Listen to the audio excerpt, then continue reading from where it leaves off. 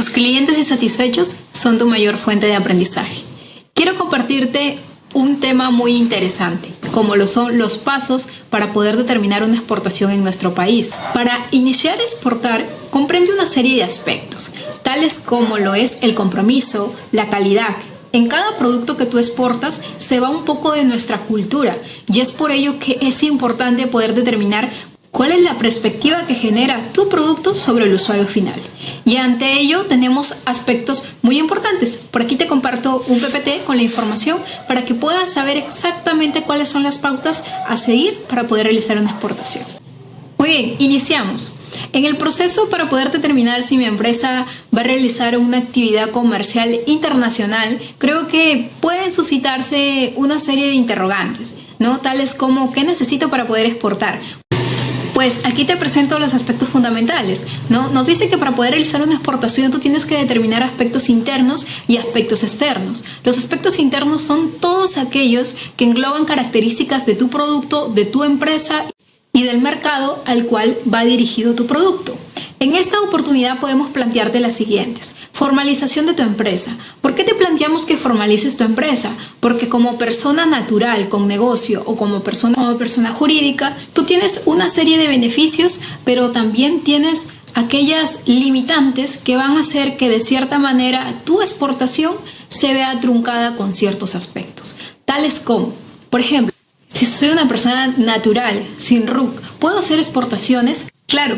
Esto lo estipula la Ley General de Aduanas y a la vez está también plasmado en la Constitución Política del Perú, pero solamente puede realizar 3 exportaciones por año. A su vez, estas exportaciones, cada una de ellas, ya que tienes un límite de $3,000 americanos por año, cada una de ellas debe tener un valor equivalente a $1,000 americanos precio FOB. Esto a su vez es un limitante. ¿Por qué? ¿Qué pasaría si al exportar tu producto vuelven a solicitarte la misma cantidad, pero ya no esta vez en una sola oportunidad, sino que quizás sean 4 veces por año? Entonces tienes un limitante importante aquí para poder realizar tus exportaciones. Y no solamente partiendo de este aspecto, sino que también de cierta manera una empresa formal genera mayor confianza en sus clientes. Como segundo aspecto tenemos el estudio de mercado. Comprende que tú sepas a dónde va dirigido tu producto. Ok, mi producto se va a Colombia. Estudio el consumidor. ¿Cómo se comporta el consumidor colombiano? ¿Cuáles son sus hábitos de consumo? ¿Cuáles son las tendencias del sector con el cual yo me estoy desenvolviendo? En este caso, ¿cuáles son los competidores directos de mi producto? ¿No? ¿Tienen un valor agregado con el cual competir hacia mi producto? Son aspectos importantes, ¿no? En cuanto al perfil del producto, claro, mi producto cubre las expectativas del cliente, cubre las necesidades del usuario final, ¿no? ¿Cuál es su valor agregado? ¿Cuál lo hace diferente de la competencia? Esos son aspectos que te van a hacer que si en este caso tú tomas la decisión de exportar, tu producto sea preferido por encima de otros productos o de otras marcas. En cuanto a la promoción del producto, se basa exactamente en que trates de participar en ferias internacionales. Por ejemplo, tenemos instituciones las cuales te puedes avalar para hacer mucho más conocido lo que ofreces. Por ejemplo, tenemos PromPerú. Y de cierta manera aquí también va muy relacionado en lo que es las relaciones comerciales o el contacto comercial, de las cuales tienes 2 medios. Por ejemplo, puedes hacerlo de manera gratuita o puedes hacerlo mediante la compra de alguna base de datos del país al cual estás interesado para poder saber exactamente para quiénes puede ir tu producto. En cuanto a los aspectos externos, tienen toda aquella relación con lo que ya engloba formalizar tu proceso de exportación con el ente regulador, que en este caso vendría a ser SUNAT y aduanas. En cuanto al agente de carga internacional o también transportista, este puede ser una persona natural o jurídica, el cual va a desempeñar la acción de operador logístico. Esto quiere decir, va a trasladar o va a hacer posible la logística de tu exportación. No te olvides que para elegir este tipo de transporte tienes que tener en cuenta el embalaje, el empaque y el tipo del producto. En cuanto al agente de aduanas, hay algo en lo que sí quisiera hacer hincapié. Imaginemos que la mercadería a exportar supera los 5,000 precios FOB. Cuando sucede esto, tú ya no vas a poder hacer la tramitación. Esta tramitación va a tener que ser realizada por un agente de aduanas, que en este caso el agente de aduanas también es una persona natural o jurídica, el cual te va a representar para poder realizar toda la serie de pautas que comprende realizar una exportación. En cuanto al depósito temporal, el depósito temporal no es sin más el espacio en el cual va a ser almacenada tu mercadería hasta que pueda ser exportada. Esto también puede ser un espacio que tú vayas a usar como tipo un servicio a terciarizar, o puede ser también el propio espacio de tu empresa, o puede ser el de aduanas. En este caso es importante que se especifique dónde se va a encontrar tu mercadería hasta pasar por un proceso siguiente que se va a especificar más adelante, en el cual va a ingresar a aduanas a hacer la inspección de tu mercadería. Y por último, pero no menos importante, tenemos a la compañía de seguro. Las compañías de seguro son aquellas entidades o empresas que van a velar por algún daño que pueda sufrir tu mercadería en el proceso de ser trasladada. Por aquí hablaremos un poco sobre aduanas. En este caso sabemos que aduanas es SUNAT. SUNAT, Superintendencia Nacional de Administración Tributaria. Es aquella que se encarga de fiscalizar, controlar, verificar el ingreso y salidas de mercancías de nuestro país hacia otros destinos. En este caso, SUNAT cuenta con los siguientes regímenes aduaneros, los cuales a ti te ofrecen un asesoramiento y un acompañamiento ante diferentes situaciones en las cuales te puedas encontrar en tu exportación. Por ejemplo, tenemos los regímenes que van avalados a lo que es las exportaciones y las importaciones, como lo es el régimen definitivo. Cuando hablamos de una exportación o una importación definitiva, como ya lo había mencionado anteriormente, importación, exportación, ingreso o salida de mercancía. Pero cuando hablamos ya de exportación o importación definitiva, es porque la mercancía que sale o la mercancía que ingresa tiene la finalidad de ser consumida en su totalidad. Sin embargo, cuando hablamos de un régimen temporal, es porque esta mercancía va a salir durante un tiempo determinado, pero después de agotarse este tiempo estipulado ante SUNAT, debe de retornar a su país de origen. En este caso, estamos hablando de que la exportación o la importación debe de retornar sin haber sufrido daño alguno. Cosa muy diferente que pasa con el de perfeccionamiento. En el régimen de perfeccionamiento podemos encontrar lo que es la emisión temporal, el dropback y la reposición de franquicia. En este caso, en la emisión temporal quiere decir, como su mismo nombre especifica, la mercadería va a ingresar durante un tiempo determinado para sufrir una modificación.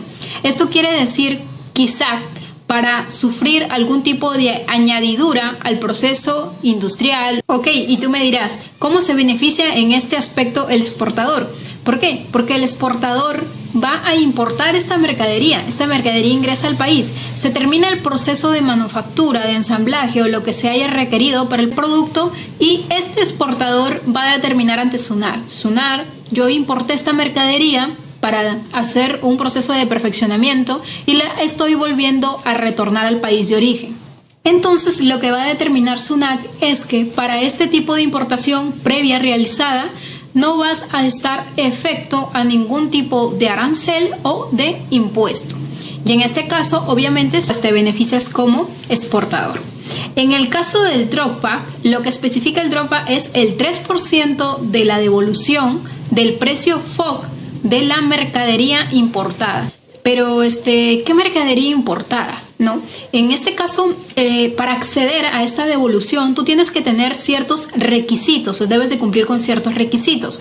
Por ejemplo, es la devolución del 3% de tu importación. O sea, que para poder tener como fin el bien que vas a exportar, tú has de haber tenido que importar mercadería para poder añadir al proceso de fabricación de este bien.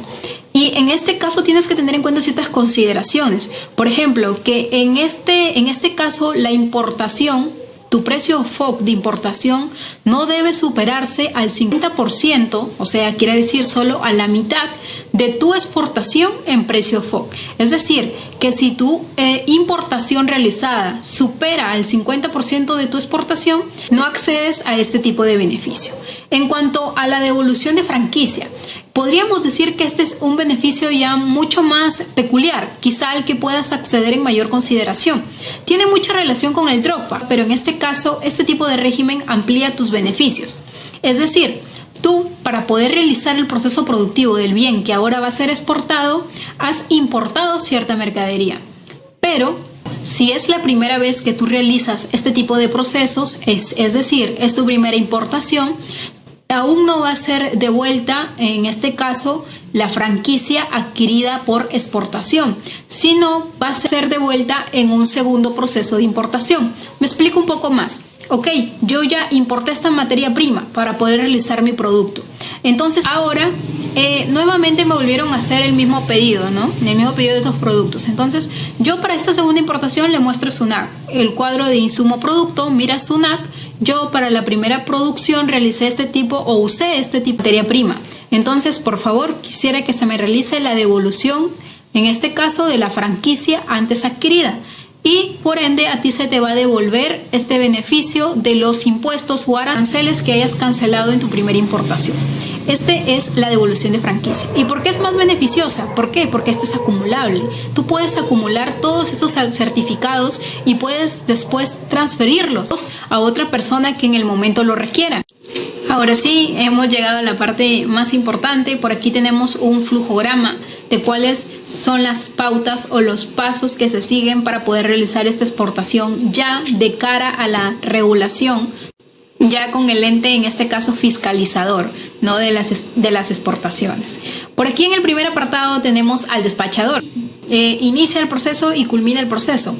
¿Por qué? Porque va a ser aquella persona con la cual nosotros vamos a comunicarnos, representante de SUNAC, que en este caso nos va a ayudar con la tramitación. Tener en cuenta que actualmente todas las tramitaciones para exportaciones son de manera virtual. En el primer apartado, el despachador, en este caso, estamos contando con el hecho de que tu mercadería supera los 5.000 precios FOB.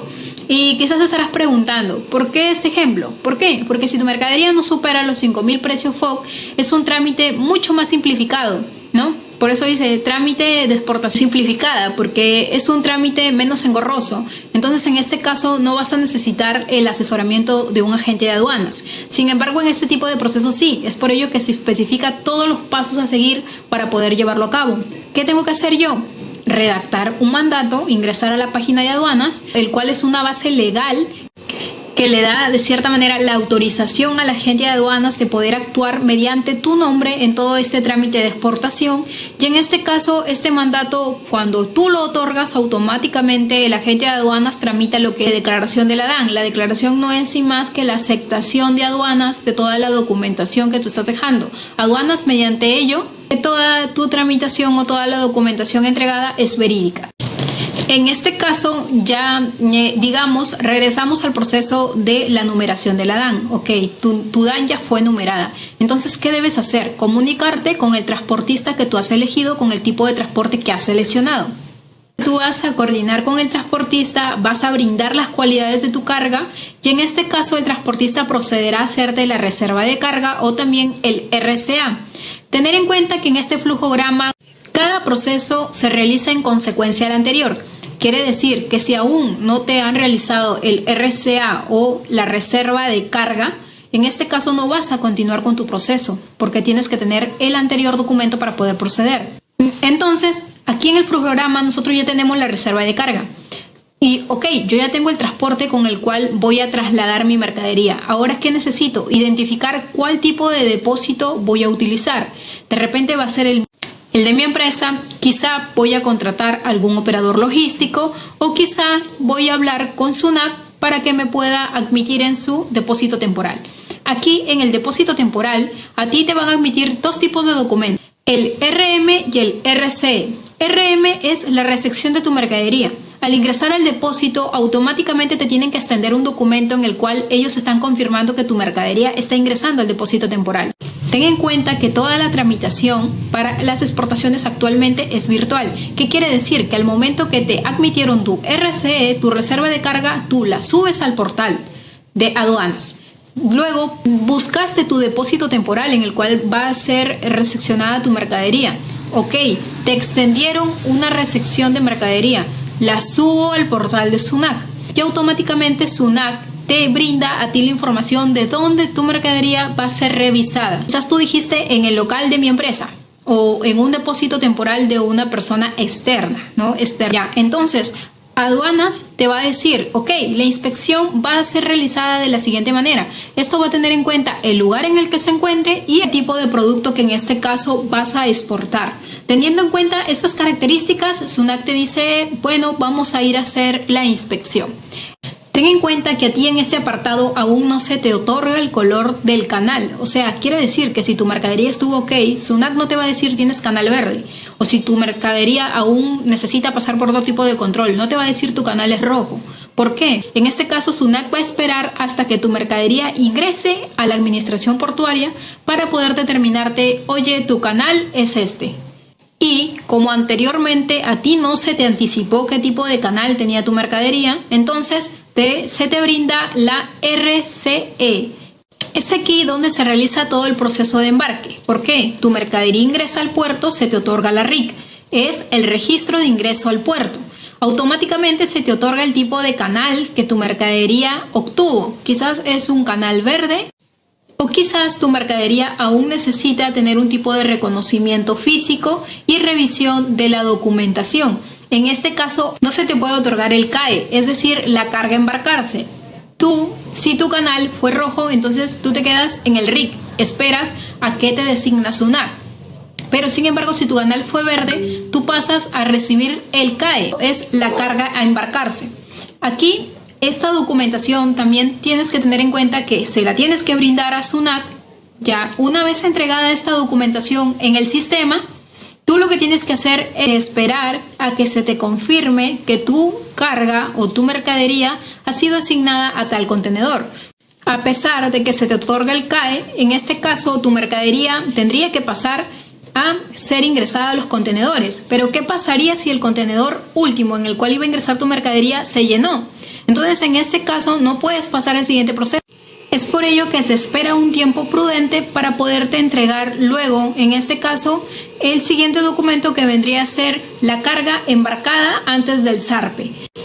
Cabe destacar que en el proceso donde se te otorga la relación de carga a embarcar, a ti, a medida de que se te da este documento, a ti se te otorga un plazo de 15 días adicionales. Esto debido a que en los siguientes pasos puedes encontrar algún tipo de trabas y pueda generarte algún tiempo adicional que genere de cierta manera un inconveniente. Es por ello que se te otorgan estos 15 días adicionales. Tener en cuenta que a mitad del proceso a ti se te va a otorgar un código QR. Ese código QR te va a servir para que tú, al momento de ser leído por cualquier celular, tú puedas visualizar el tracking de tu carga. Y bueno, por aquí se finaliza el proceso. Espero haber ayudado en tu tramitación hacia poder realizar una exportación correcta. Recuerda que por más difícil que sea el camino, no desistas. Creo que las batallas más difíciles son las que tienen mejores recompensas. Así que adelante y hasta una siguiente oportunidad.